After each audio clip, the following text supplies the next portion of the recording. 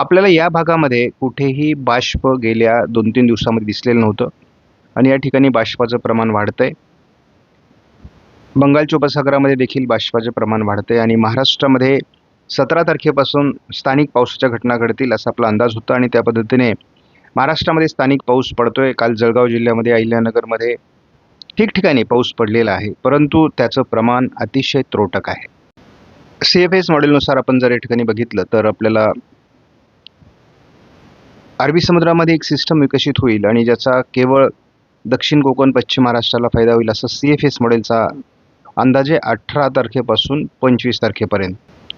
मॉडेलचे अंदाज झटपट बदलत आहेत.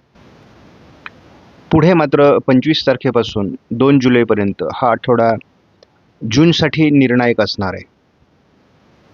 संपूर्ण कोकण किनारपट्टीला जोरदार पाऊस, तर महाराष्ट्रात देखील महाराष्ट्र, तेलंगणा, ओरिसा आणि आंध्र प्रदेश या जिल्ह्यांमधील परिस्थिती बदलणार आहे. परंतु संपूर्ण देशाचा विचार करता देशात अनेक राज्यांमध्ये दुष्काळाची परिस्थिती जाहीर होईल असं दिसतंय. त्याच्या पुढच्या आठवड्यातही कोकण किनारपट्टी आणि महाराष्ट्र तसा समाधानकारक आहे 9 जुलैपर्यंत. त्यामध्ये मध्य प्रदेशचा थोडा पूर्व भाग आणि तेलंगणा, ओरिसा, आंध्र प्रदेशचा काही भाग आहे. मात्र देशाची परिस्थिती अजूनही गंभीर वळणावर आहे.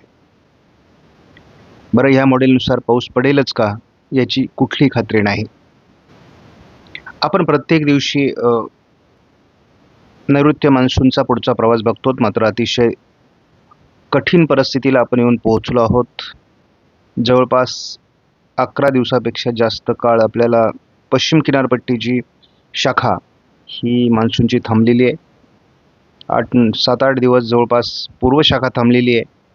पुढचा प्रवास कधी होणार तर साधारण याला पुढील म्हणजे आता आज 19 तारीख आहे, 22, 23, 24, 25 तारखेला याचा प्रवास सुरू होईल आणि मग अगदी शेवटचे 5 दिवस अतिशय महत्त्वाचे असणार आहे, निर्णायक असणार आहे. जेवढ्या वर्ष आम्ही हवामानाचा अंदाज सांगितला तेवढ्या वर्षामध्ये पहिलं असं वर्ष आहे की जे जूनमध्ये आपल्याला उष्णतेची लाट दाखवतं आणि हे पूर्णपणे दुष्काळी संकेत आहेत. प्रचंड मोठी घट महाराष्ट्रामध्ये 80% जास्त पावसाची घट नोंदली जाते आहे. आज देखील उष्णतेची लाट महाराष्ट्रामध्ये आहे. अवकाळी पावसाचे संकेत देण्यात आले आहेत. संपूर्ण देशात उत्तर भारतामध्ये सध्या असलेल्या WD मुळे पावसाळी परिस्थिती अनेक राज्यांमध्ये आहे, पूर्व भारतामध्ये आहे, दक्षिण भारतामध्ये आहे. परंतु गुजरात राज्यांमध्ये अजून 90% घट आहे. उष्णतेची लाट 20 तारखेला देखील कायम आहे आणि पावसाचं प्रमाण मात्र कमी होत आहे. एकीकडे काही मॉडेल जरी पावसाचा अंदाज देत असले तरी 21 तारखेपासून भारतीय हवामान खात्याने मात्र पावसाचा अंदाज कमी होण्याची शक्यता दिली आहे. 22 तारखेचा अंदाज पुन्हा एकदा भारतीय हवामान खात्याने बदलला आहे. काल आपल्याला पूर्णपणे निर्भर अशा प्रकारचा अंदाज देण्यात आला होता, मात्र आज कोकण आणि पश्चिम महाराष्ट्र, मध्य महाराष्ट्र, उत्तर महाराष्ट्र, विदर्भ पावसाचा अंदाज द्यायला सुरुवात झाली आहे. 23 तारखेला बाकी मॉडेल जरी संपूर्ण भारतात अतिशय उत्तम पावसाळी वातावरण दाखवत असले तरी देखील भारतीय हवामान खात्याने महाराष्ट्रातीलच नव्हे तर देशातील पाऊस कमी होण्याचे संकेत दिले आहेत.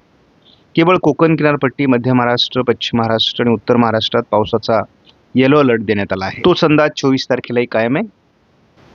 इतर राज्यांच्या तुलनेत महाराष्ट्रावर उष्णतेच्या लाटेचा प्रकोप अधिक आहे, याचे मुख्य कारण आहे पावसाची मोठी घट महाराष्ट्रात नोंदली गेली आहे. आपल्याला पहिल्यांदा गुजरातच्या पूर्व भागामध्ये काल पावसाची नोंद झालेली दिसते, अन्यथा गुजरातमध्ये पावसाची नोंद नव्हती. संपूर्ण भारतामध्ये जरी पाऊस होत असला, म्हणजे ह्या भागामध्ये आपल्याला मोठ्या प्रमाणात पाऊस जरी दिसत असला तरी पावसाचं प्रमाण अजून अतिशय कमी आहे. मध्य प्रदेशमध्ये पाऊस झाला आहे, परंतु महाराष्ट्रात पडलेला पाऊस हा अतिशय तुरळक आहे. या सिजनल मॅपचं जर निरीक्षण केलं आणि सरासरी जर काढली तर आपली 80% अधिक पावसाची घट महाराष्ट्रामध्ये 18 जूनपर्यंत आहे आणि विशेष म्हणजे कोकण किनारपट्टीला ती 95% पुढे आहे. ही अतिशय गंभीर गोष्ट आहे. मित्रांनो, देशात आपण 18 तारखेपर्यंत 40% पावसाच्या घटमध्ये पोहोचलो आहोत आणि केवळ दुष्काळच नाही तर महादुष्काळाकडे भारत झुकतो की काय अशी परिस्थिती इथे स्पष्ट होऊ लागली आहे. त्यातही महाराष्ट्राचा विचार केला तर 80% अधिक घट आहे आणि ही भरून निघणं उरलेल्या कालावधीमध्ये जूनच्या फार कठीण आहे. उरलेल्या जूनच्या कालावधीमध्ये नेमकी काय घडतं हे केवळ आपण बघणार आहोत. भारतीय हवामान खात्याचे किंवा खास करून कुलाबा वेधशाळेचे जे अलर्ट असतात ते या मॉडेलवर आधारित असतात आणि हे GFS मॉडेल आहे. महाराष्ट्रामध्ये आज देखील विशेष पाऊस या मॉडेलने दाखवलेला नाही. उद्या देखील 22 तारखेला विशेष वातावरण दाखवलेलं नाही. 21 तारखेलाही विशेष वातावरण दाखवलेलं नाही, परंतु दक्षिण भारतातील काही राज्यातून वातावरण बदलतंय. तसं 22 तारखेला विशेष वातावरण दाखवलेलं नाही. थोडा पावसाचा प्रभाव 23 तारखेपासून महाराष्ट्रात बदलेल असा या मॉडेलचा अंदाज आहे. थोडाफार पाऊस 24 तारखेला कोकण किनारपट्टीला वाढेल आणि पश्चिम महाराष्ट्र दक्षिण मराठवाड्यात वाढेल असा अंदाज देण्यात आला आहे. कोकणात पाऊस वाढेल, परंतु उर्वरित महाराष्ट्रात पावसाचे संकेत या मॉडेलने दिलेले नाहीत. केवळ कोकणात पावसाची शक्यता 27-28 तारखेपर्यंत देण्यात आली आहे. या मॉडेलने तुरळक मराठवाडा आणि पश्चिम महाराष्ट्रात पाऊस दाखवला आहे, परंतु जवळपास 28 जूनपर्यंत या मॉडेलने पाऊस दाखवलेला नाही. आणि जर जून कोरडा जाणार असेल तर ही सोपी गोष्ट नाही. आपण GFS आणि ECMWF हे दोन मॉडेल मुख्यत्वे करून समोर ठेवतो. आता या ठिकाणी काही कॉमेंट्स मला पर्सनलवर येत आहेत की तुम्ही एकाच मॉडेलचा अंदाज सांगा, परंतु प्रत्येक मॉडेलचा अंदाज वेगळा असतो. प्रत्येक मॉडेलचे अभ्यासक वेगळे असतात, प्रत्येक मॉडेलच्या एजन्सी वेगळ्या असतात, प्रत्येक मॉडेल हे वेगळ्या देशाचं असतं आणि त्यामुळे तुम्ही कुठल्या तरी एका मॉडेलवरून अंदाज सांगू शकत नाही आणि म्हणून आपण मल्टी मॉडेल पद्धतीने अंदाज देतो. बऱ्याच लोकांचं असं म्हणणं आहे की तुम्ही अंदाज अभ्यास करा आणि सारांश स्वरूपात सांगा. तेही सोपं नसतं, कारण प्रत्यक्षात मॉडेलमध्ये काय दाखवलं आहे हे दाखवणं सुद्धा आम्हाला आवश्यक असतं. काल जळगाव जिल्ह्यामध्ये अहिल्यानगरमध्ये थोडाफार पाऊस झालेला आहे, परंतु अपेक्षित पाऊस थोडाफार विदर्भातही पाऊस झालेला आहे. आज मात्र आपण बघतो की थोडा या भागामध्ये म्हणजे नाशिकच्या काही भागामध्ये, धुळ्याच्या काही भागामध्ये, थोडाफार नंदुरबार आणि जळगावच्या जिल्ह्यामध्ये आजही पावसाची शक्यता आहे. बाकी विशेष वातावरण नाही. 20 तारखेला देखील या मॉडेलने थोडं कोकणात ढगाळ परिस्थिती वाढण्याचा अंदाज दिला आहे.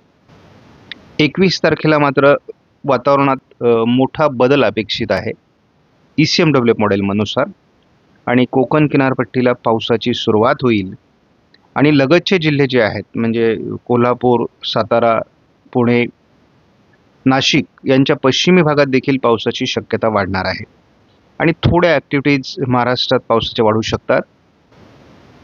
22 तारीख ECMWF मॉडेलने चांगल्या पावसाचा अंदाज दिला आहे, परंतु प्रत्यक्षात ही तारीख येईल, कारण आता ही तारीख फार दूर नाही आहे. आज 19 तारीख आहे, 22 तारीख जवळ आहे. त्यामुळे हे परिवर्तन आहे आणि मी गेल्या 7 वर्षापासून ECMWF मॉडेलवर आधारित अंदाज देतो. माझा अनुभव आहे की ECMWF मॉडेल हे महाराष्ट्रामध्ये जास्त अचूक अंदाज देतं, परंतु एल निनोचं वर्ष आहे. 50 ते 60% अंदाज या मॉडेलचे देखील जुळतील अशा प्रकारचा माझा अनुभव मी यापूर्वी सांगितलेला आहे. परंतु अतिशय चांगल्या प्रकारचा पाऊस आपल्याला 22 तारखेपासून या मॉडेलने दाखवलेला आहे. 23 तारखेला देखील महाराष्ट्रात अनेक विभागात जोरदार पाऊस, तर मुसळधार पाऊस कोकण किनारपट्टीला 23ला होईल असा या मॉडेलचा अंदाज आहे आणि हा आपला यावर्षीचा महत्त्वाचा अनुभव असणार आहे. 24 तारखेला देखील मराठवाडा आणि कोकण, विदर्भ असं पावसाळी वातावरण आहे. 25 तारखेलाही पश्चिम महाराष्ट्र, दक्षिण मराठवाडा, विदर्भातील काही जिल्हे आणि कोकण असं पावसाळी वातावरण राहण्याची शक्यता आहे आणि विशेष म्हणजे हा पाऊस उत्तर महाराष्ट्रापर्यंत सक्रिय असण्याची शक्यता आहे. 26 तारखेला देखील आपल्याला मोठ्या प्रमाणात पावसाचं वातावरण दिसतंय, परंतु काल ज्या कमी दाबामुळे आपल्याला महाराष्ट्रात मुसळधार पाऊस दाखवला जातोय ती 27 तारीख होती. त्याचं आपण बघूयात. आजही ते कमी दाबाचं वातावरण दाखवलं जातंय, परंतु कालच्या तुलनेत आज त्याचा प्रभाव कमी आहे आणि त्यामुळे ही गोष्ट लक्षात घ्या की अंदाज मॉडेलचे प्रचंड प्रमाणात बदलत आहेत. एल निनोचं वर्ष आहे आणि हे आपल्याला तापदायक ठरण्याची शक्यता आपण या ठिकाणी बघतोच. 27-28 तारखेला देखील जो काल अंदाज होता तो आज नाही. त्यामुळे मॉडेलचे मोठे अंदाज बदलत आहेत आणि शेवटी काय घडेल हे प्रत्यक्षात आपण अनुभवणार आहोत.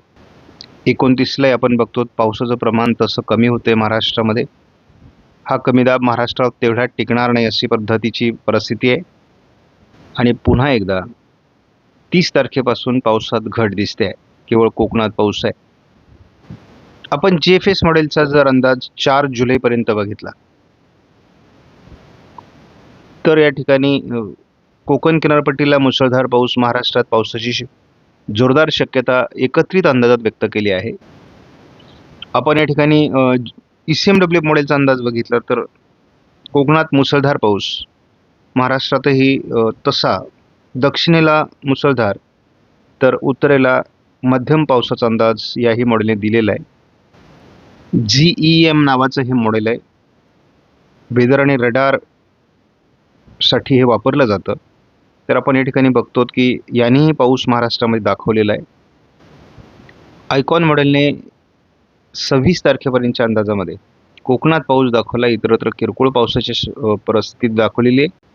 आपण कुठल्याही मॉडेलचा अंदाज घेतला, कितीही मॉडेलचा अंदाज घेतला, पाऊस दाखवतोय, परंतु प्रत्यक्षात किती पाऊस पडणार ही मात्र यावर्षी एल निनोच्या कालावधीमध्ये मोठी शंका आहे. आता करंट सिच्युएशनमध्ये आपण जर बघितलं तर विदर्भाच्या पूर्व टोकाला थोडं सकाळी देखील पावसाळी वातावरण आहे. हा भंडारा गोंदियाचा भाग आहे. नंदुरबारच्या उत्तरेला थोडं वातावरण आहे. तसं वातावरण हे बंगालच्या उपसागराकडून महाराष्ट्राकडे सरकताना दाखवलं जाते. त्यामुळे स्थानिक पावसाचं वातावरण वाढण्यासाठी ही अनुकूल स्थिती आहे. आपण कालचा व्हिडिओ बघितला आणि आजचा व्हिडिओ बघितला तर मॉडेलमध्ये मोठा बदल झालेला आहे. आपण काल असं दाखवलं होतं की सोलापूरपासून तर जवळपास जळगावपर्यंत अशा या भागामध्ये एक कमी दाबाचं क्षेत्र विकसित होऊन पाऊस देईल. आज ते नाही आहे. याचा अर्थ मॉडेलमध्ये प्रचंड बदल होत आहेत. त्यामुळे हवामान अंदाजकांचे अंदाज बदलू शकतात. परिस्थिती बदलते हवामानाची आणि त्यानुसार मॉडेलमधले अंदाज बदलत असतात.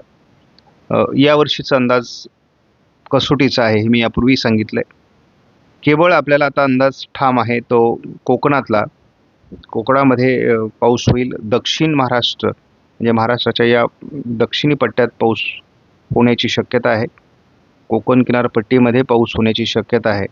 बाकी ठिकाणी पावसाची शक्यता थोडी तुरळक आहे.